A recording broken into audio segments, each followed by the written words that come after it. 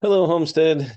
I'm Greg Giglio, principal of Homestead High School, and this is the first Friday in December. So we are getting close to the end of the first semester and eagerly rushing into the holidays here. So Friday, December 1st, here is our weekly video message for the week. Couple of shout outs and recognitions. I don't know if you were watching the Macy's Day Parade on TV, but you may have caught John Byrne and Ben Scharf, our two of our music teachers, who actually marched in the band or marched in the parade as part of the band directors or music directors marching band. They did it they took part in that at the Rose Parade a year or two ago, and then they got to do it in the Macy's Day Parade. So thanks for representing Homestead in that way. And they said they had a great time. Also a shout out to our marching band and color guard who placed fourth at the statewide Western Band Association Marching Band Championship in Sacramento a couple weekends ago. So congrats to all you and your hard work and all the coaches. Also want to give a shout out to Lupe Martinez, who many of you don't know because she is behind the stove in the cafeteria, but she has been our cook for the past 13 years, and so has seen a lot of changes here. And she is retiring in December, and so we're going to miss her tremendously. But we are super happy to be welcoming back someone who was in our kitchen staff before and was at a different site and is now back. But that's Reina Javier, who will be our new cook. So congratulations to Lupe and to Reina. And we will miss you and welcome you, Reina, as you come back. Some questions and concerns. We got a concern that the bells are too loud. I've kind of heard this one a couple times. But to be honest, the bells are supposed to be loud. They are supposed to get your attention. They have to be, outside to hear across. The announcements need to be heard outside. So they are loud. They do get your attention. And so there really isn't something we can't like turn it down in one room or up in another room or that kind of thing.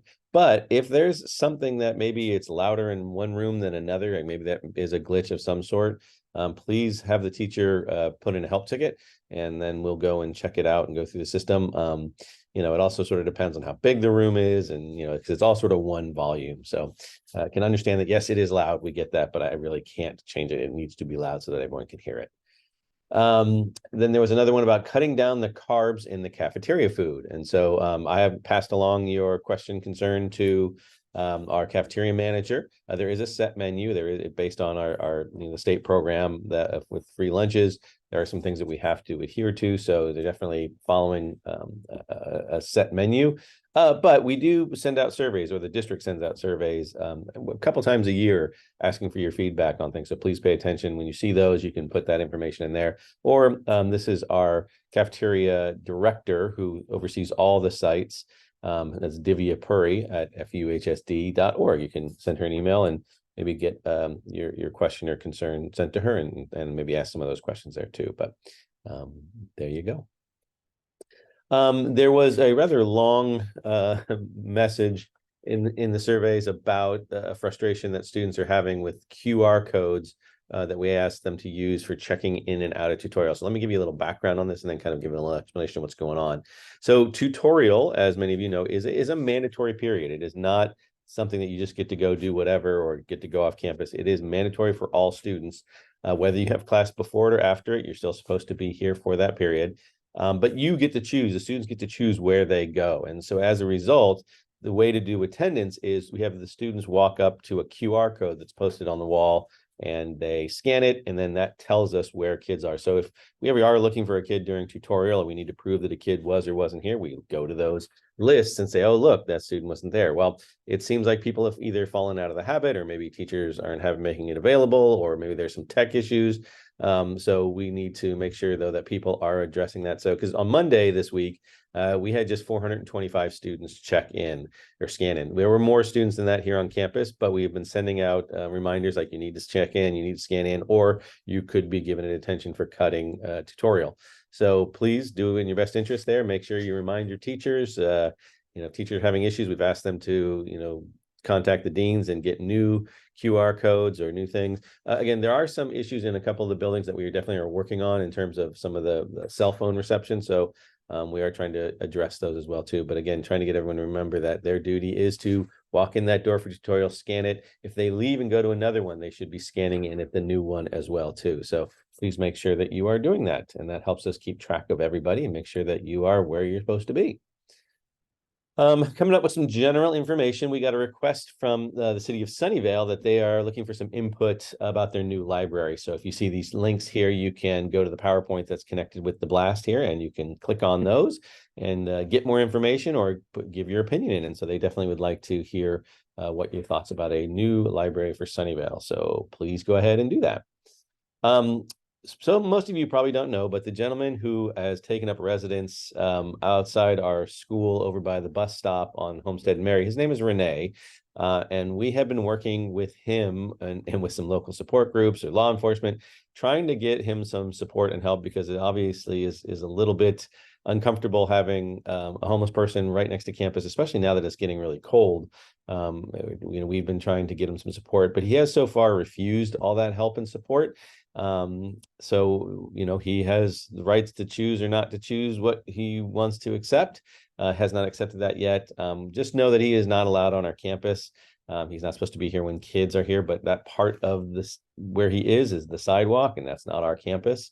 But he has been admonished before by me and other administrators or by law enforcement to not be on our campus. And so if there's some issues where you're seeing him here, please let us know and we will deal with it. But again, know that we have been trying to work with them. We'll still continue to work with them. But if anybody out there has any resources or go-to people, let me know.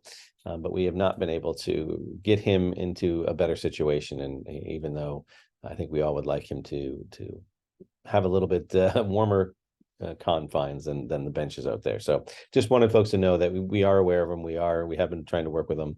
And that we are taking our steps to try and help them. So if you have something, let me know. Again, I just wanted to remind folks that we had originally posted the wrong final schedule, but we now have the correct one on there. This is what the new one is. It is on our website. There is really no difference in the order of the finals, but the difference is that all finals start at 8:30, except for that one on Thursday. Thursday actually never changed. It was always the same. But if you take a look, you can see we have the final for 2 hours, then we've got a brunch, then we've got a final for 2 hours. Then we've got lunch, and then after that is the enrichment period. And enrichment is a period where it's not mandatory. You don't have to be here, but this is a time where people are maybe making up some work or getting some extra time done on their tests, that kind of thing. So, or just checking in with teachers. But again, check with your teacher to see what and how they are running enrichment and what you may or may not be able to do during those periods. So please check with them before that, and then realize there is no school on that Friday, the 22nd. We come to work, but you guys get to start your vacation early. So enjoy that. A couple traffic reminders. Santa, please bring our students some helmets, especially those who ride e-bikes. It will keep you warmer now that it's getting colder, but boy, it is just amazing to me the number of kids who are not wearing helmets. It is something that can get a ticket for. It is also something that can cause significant injury. And so we've actually had a couple of bike accidents, and fortunately all those kids were wearing helmets, and a couple times they've hit their head. And the helmets definitely prevented them from getting concussions and that kind of stuff. So please make sure you're getting a new helmet or even an old helmet if you have one. But make sure you're wearing those helmets. And then also students, we know sometimes you're trying to get to school a little bit earlier, but please do not walk down the staff driveway. That is dangerous. We do not want pedestrians and cars mixing. Please cross at the light or come all the way around down the bike path there, although that's a little bit precarious too, because there's lots of bikes coming and going down that way. But students, please do not walk down the staff driveway and don't walk in front of cars, that kind of thing. So that would be helpful. A bunch of important dates coming up next week. We've got some guidance presentations happening in the 10th grade, in 10th grade in World Lit classes. I think it's World Lit. It's either World Lit or World History. Now I'm forgetting. We also have our Winter Wonderland of Thanks, sort of a spirit week before finals there. There's a bunch of dress up days. There's a rally on that Friday, as you see, the 12/8. So there's a lot of fun stuff happening right before finals. So there's been lots of emails and signs posted. So hopefully your kids participate in that and get to have some fun right before finals go on. You'll see there's a bunch of dates here for some of our choir, our jazz, our orchestra, our pops band. A bunch of their winter end of semester performances are happening. So come check those out. They're in the auditorium. They're really fun. They're really nice. Great musicians we have. So please come check that out. As you know, finals are that week of the 18th. End of the first semester for you all is the 21st, 22nd is work day. And I have it in bright red there that 1/8/24 is the start of second semester, so that you know when you got to come back from vacation. So, but anyway, that is all the news that's fit to print for this particular weekly video message. So I hope you have a great day. Enjoy your December. Get your Christmas shopping done or your Hanukkah shopping done, whatever it may be.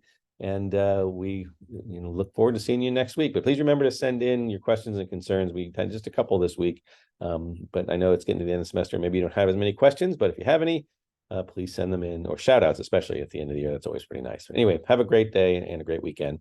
Thanks, Homestead.